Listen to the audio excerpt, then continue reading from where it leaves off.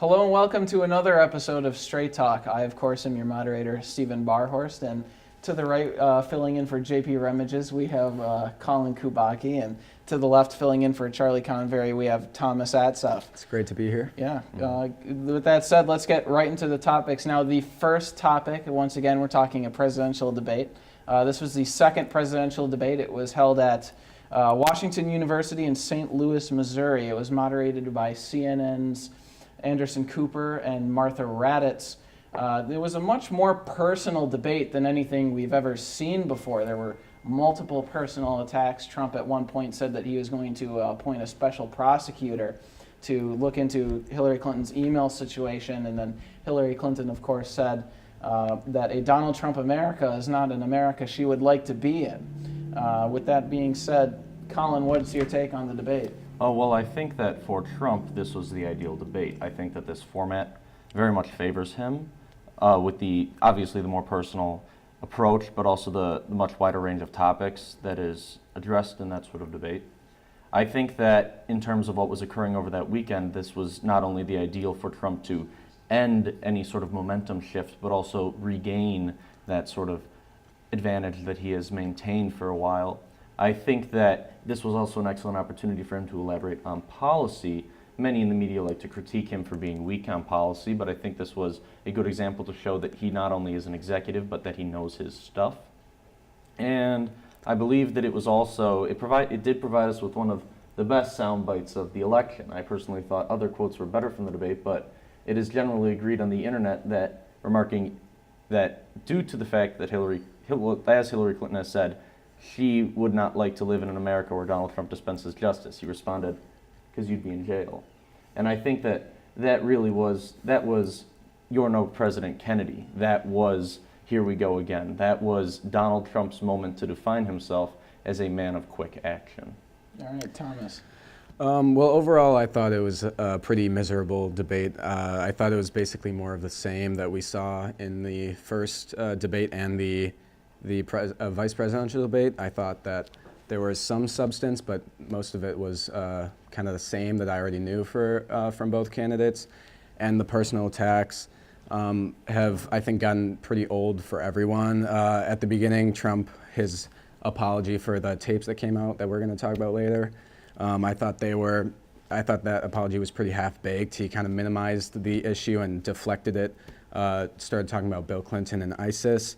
I suppose that Trump did in the sense that his expectations, I thought, were so low after the first debate. Most people thought that he lost that I do think, like you said, he kind of stopped the bleeding and regained some ground. So I think in that sense, for whose campaign benefited the most, I would say Donald Trump did win the debate, but in terms of performance, I think that Hillary gave more substantial responses about policy. And the comment about the you'd be in jail, I thought that was pretty disconcerting because that type of stuff, jailing your political opponents, is seen in third world countries. So I'd be pretty scared if Donald Trump turned us into a banana republic, but it's just me. Now here's how you know Donald Trump won the debate. He doesn't critique any part of Donald Trump's performance, but rather argues the debate does not matter and that people simply didn't like it. Let me give you the real story. A Frank Luntz poll of certain individuals using a 0 to 100 scale throughout the debate that was changed regularly showed that not only did Donald Trump dominate all policy discussion, Donald Trump in fact changed about 58% of viewers that were completely independent's likelihood to vote. And of the 25 present, 21 said that Donald Trump had a positive impact on him. I think it's unquestioned in any objective circle that Donald Trump did in fact win the debate, both in personality and in dominance. However, to the point that somehow Donald Trump would turn America to a banana republic by jailing a political opponent, isn't it more telling that America has somebody running for president who deserves to be jailed? Well, I mean, I don't know what a lot of people were saying that his comment was a joke, that he wouldn't actually do that, but it seems that the comment, "you would be in jail," would mean that the special prosecutor probably wouldn't be all that objective, considering Hillary was already not indicted by a pretty conservative FBI director. And I didn't say the debate didn't matter. And You said that people are tired of it. And well, that it I wasn't I been think this people are bad when it tired was of the first. personal attacks, and I think that most people are very tired and upset that this campaign has kind of, whether or not it truly is, it's been smeared as very personal and pretty kind of a circus show.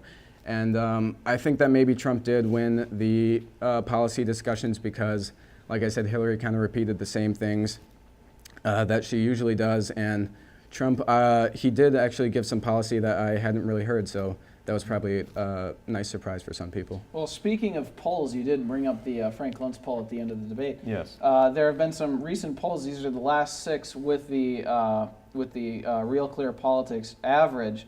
There is the ABC Washington Post poll in which Clinton's up by 4 points.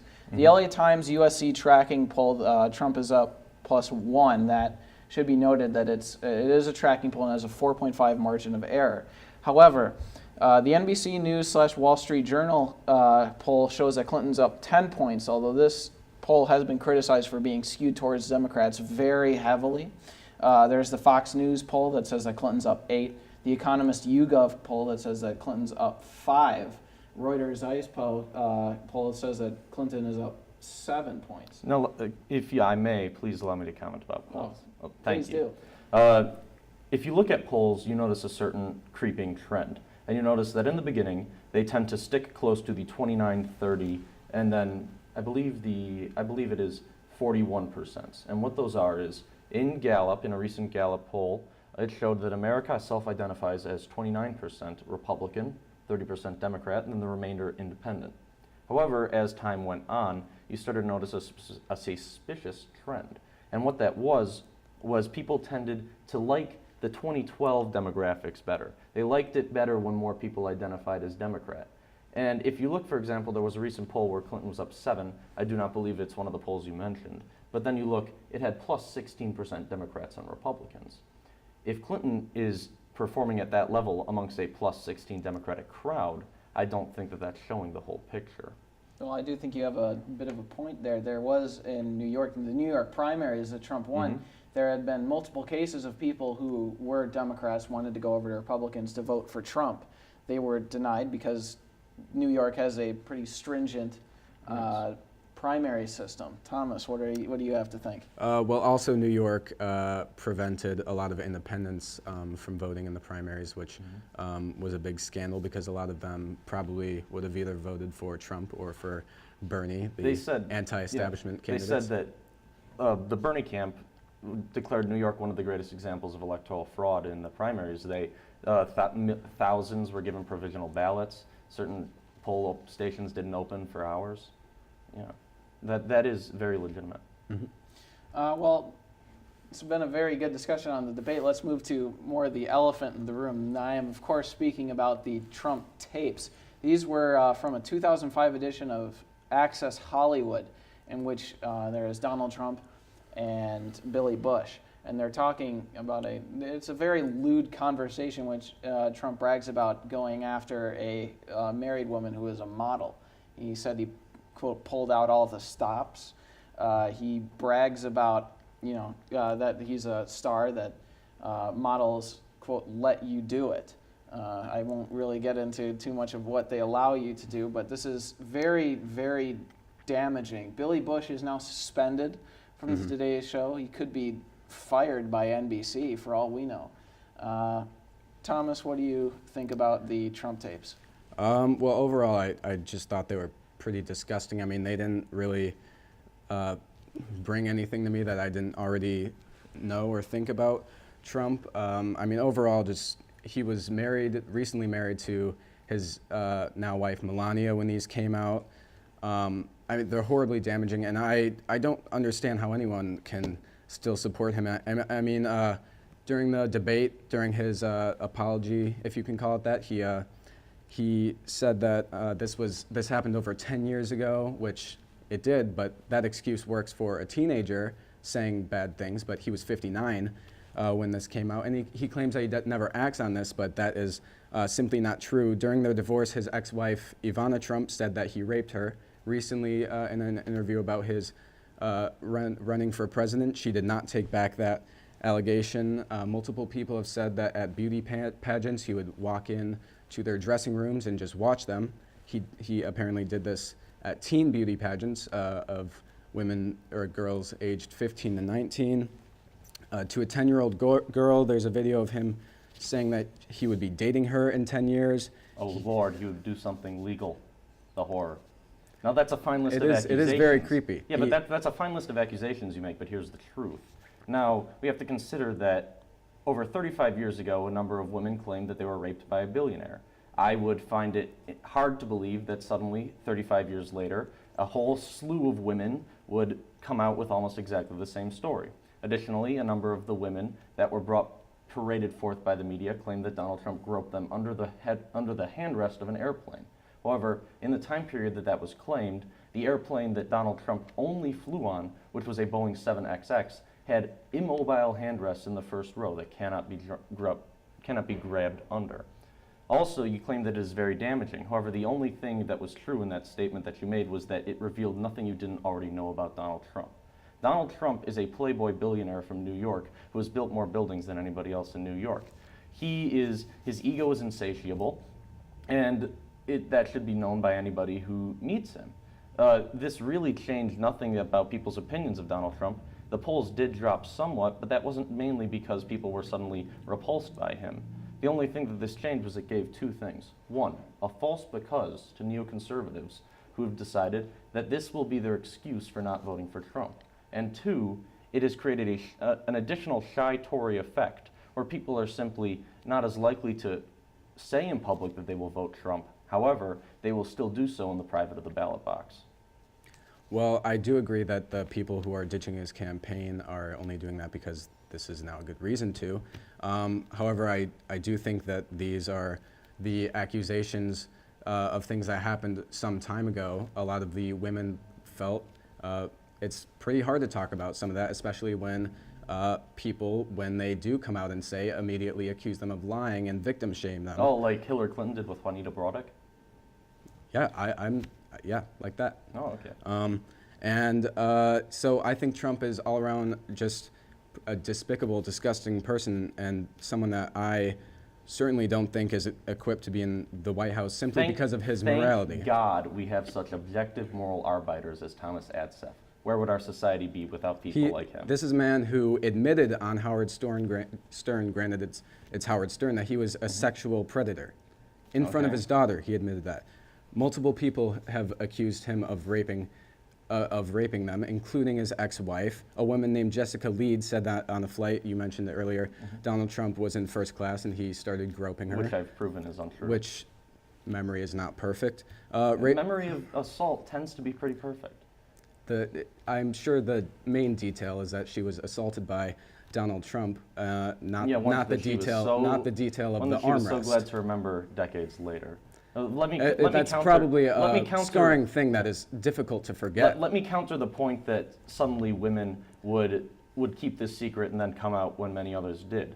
Was this true with Bill Clinton? No. When Bill Clinton raped a woman, the woman would not stay silent for decades. She always came out rather quickly, and at that time was attacked viciously by the woman running against Donald Trump, Hillary Clinton. If you're going to say that Donald Trump is disqualified because of some sort of sexual impropriety, you have to consider that Hillary Clinton was behind the character assassination of over 10 different women who were sexually abused by Bill Clinton. Well, I think that Trump's just on a morality point, the president is supposed to be a role model and someone that people can look up to, someone who is a sexual predator, someone who multiple women have accused him of sexual assaulting them. This is obviously, in my opinion, this is obviously true. I mean, he himself brags about it, then women say, oh yeah, that's true, he did it. And people still say, no, it's not true. He brags about being able to do it. It's a simple joke. He says, I can just kiss them. A woman, Rachel Brooks, was working at Trump Tower. He forcefully kissed her on the mouth. What are you supposed to do when your boss does that? Well, let's consider the original point you made, that our president has to be a moral role model. Is Hillary Clinton the greatest moral role model you can possibly come up with? No, but I think she's a much stronger role model, especially one for girls. One who led to the death of 4 American employees in Libya. One who has deleted a substantial classified email, one who has repeatedly refused to correctly answer subpoenas from the United States court, one who has a laundry list of political opponents and threateners who ended up dead, missing, or otherwise. If Hillary Clinton is the opposition to Donald Trump, I don't think there's any question as to who is the more moral, and my answer varies incredibly from yours. Well, it's been a very spirited conversation, but I'm afraid that I'm going to have to give Colin the last word on this. We got to get to the other topics. Okay. It was a very good conversation. I'm gonna, Speaking of Donald Trump's tapes giving an out to people who wanted to leave him. Now, this is a very big list of people who are either pulling their endorsement, Yes. endorsing but not campaigning, or are against Trump entirely. This list of people who have pulled their endorsement involves John McCain, Kelly Ayotte, Carly Fiorina, John Huntsman, Jason Chaffetz, and Mark Kirk. The GOP notables that will still endorse but will not campaign for Trump. Basically, they take the position of, well, he's better than Hillary Clinton, and involve Paul Ryan, Mitch McConnell, Rand Paul, George P. Bush, son of Jeb Bush, Marco Rubio, Dennis Prager, and Mark Levin, although Dennis Prager and Mark Levin might be gone due to this video. I haven't really heard too much from them on it.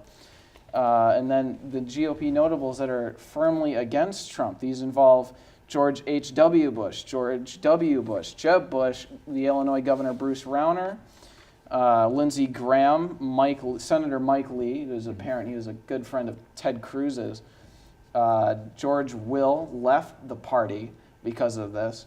Ben Shapiro is a noted critic of Trump. Glenn Beck is vehemently against Trump. He said that it would be a moral choice to vote for a third-party candidate. He supports he supports the Constitution Party candidate Darrell Castle. He said it would be a moral choice to vote third-party if that meant that Clinton won. And could I interrupt for a second? Sure. In this list? Thank you. The horror that such notables as Jeb Bush have abandoned Trump, I don't know how he can possibly recover. Well, he is a major establishment figure. And he regardless pulled I think he pulled at 2% in some states. In South Carolina, he was at less than 1%. I mean, the idea that somehow the pulling of the non-existent Jeb Bush endorsement is damaging to Trump is honestly ludicrous. Getting back to that, there was Ted Cruz, ironically, while he was very late to endorse, he famously stood on the floor of the RNC and said, "Vote your conscience." He, very ironically to me at least, is still endorsing. He made phone calls, he campaigned for Trump, he is still on the Trump train. Other people that are still there involve Governor Chris Christie, Jeff Sessions, Dr. Ben Carson, Ted Cruz, as I said, Ann Coulter, Milo Yiannopoulos, Sarah Palin, Sean Hannity, and Matt Drudge. Thomas, what do you make of this? Well, I would just like to point out that this is a discussion about Donald Trump, not Hillary Clinton. I'm not. I recognize. I have not mentioned Hillary Clinton here. Last conversation you did. That's why I wanted to set that ground rule. Well, because you set the stage for that. Hold on. Okay. Let him. All right. So, anyways, about Donald Trump, my perspective on this is one. Somewhat agreeing with you, Colin, that it doesn't really affect him that much. It's not that damaging. And second, it's a little late. Now all of a sudden, this is the last straw. I mean, when he demeaned soldiers and prisoners of war, it was okay. When he called Mexicans rapists, He it was never okay. called Mexicans rapists. That's He a said they're blatant lie. sending us a rapist. He said they're rapists. Illegal immigrants are rapists, which is objectively true when you compare illegal immigrant crime statistics to American crime statistics. Well, okay, so he said he wanted to kill terrorist families, said he wanted to torture and do worse than waterboarding. The people supporting him said war crimes are okay. I still support him. He fat shamed Miss Universe. He mocked the disabled. Oh, the horror. It goes on and on. Horror. The point is, it goes on and on. Fat shamed And now, someone. My Tumblr space Hold has on. been entered. okay, and now they're pulling after this because his polls dropped. So obviously, first of all, I don't understand how this was a tough decision for them. In my opinion, it's pretty obvious that this is not a man who should be running the country. Second of all, it was obviously just a move for political gains. When it helped them to support him, they did, and now when it hurts them to support him, they are leaving. Even John McCain, when Trump said that prisoners of war weren't heroes, John McCain even, he still stuck with Trump. I mean, Here's the thing. Trump never said prisoners of war are not hero. He said John McCain is not a hero for simply being a prisoner of war. And that's what caused John McCain to actively be campaigning against him. Okay, so anyways, so yes, he said something probably that John McCain took offensive, but for political gains. And for the fear of losing power, which I think is actually does show a lot of weakness, he still supported Trump. Now they're all coming back. I don't think this was at all a decision to leave him based on morality. I think it was all for political gains. And for obviously Trump supporters, they're not going to like him, but I don't think they should be viewed in a high regard of morals at all for ditching him. You are 100% objectively correct that this was not a moral choice for those who went against Trump. This was purely political. As we were discussing before the cameras started to roll, the original plan for the Republican Party was thusly. They helped with the leak. They then forced Trump to drop out via turning against him. They then concede this election, but hope that Hillary Clinton does so poorly that a Ryan Romney ticket succeeds, or not Ryan Romney, Ryan Rubio ticket succeeds in 2020. However, that backfired immensely because, as a recent CNN article shows, the Trump tapes legitimately did not hurt him that much in important states. Your average Virginian voter, your average blue-collar battleground voter in Ohio does not care that once upon a time Donald Trump said that he likes to kiss pretty women. The only people that were legitimately terrified were elitist liberals and the pearl-clutching media that love to turn anything against Trump into a large event. Really, this shows just the moral weakness of the Republican establishment in saying that they can find a way to support a man until he says the one thing that they have decided is somehow unacceptable as compared to the other things that he said that stirred the boat later. What happened to the 11th commandment? What happened to the idea of party unity? This is not a party. This is a mono-party globalist operation designed to stop Trump, and it simply will not work. All right, well, pivoting from what we talked about in terms of the GOP notables, I know that there was a little bit of contention on one in particular, that being Jeb Bush. But pivoting to more of a broader question, the GOP is really going through some tough times right now. Objectively, of whether you're for Trump, against Trump, it's going through some very tough times. Trump is fighting both GOP officials who have yet to endorse him. He's fighting Hillary at the same time. What's the way forward for the GOP? Thomas, we'll start with you. Well, I don't know what the way forward is, but I think that this Trump, as much to the horror of the GOP, is very much a product of what they created. I mean, they have been running the Southern strategy since Lyndon Johnson pushed the Civil Rights Act and going after the racist votes.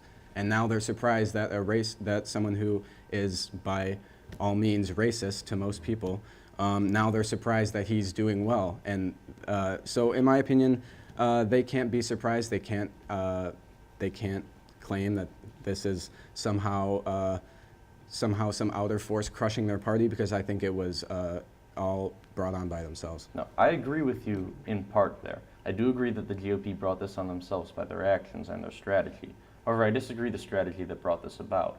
You argued that this was brought about by the Southern strategy. I just meant that that's something that they do, and they have been going after people who would probably support Trump anyways for the last couple decades. Yeah, but it is inarguably true that the South forms the linchpin of Republican support.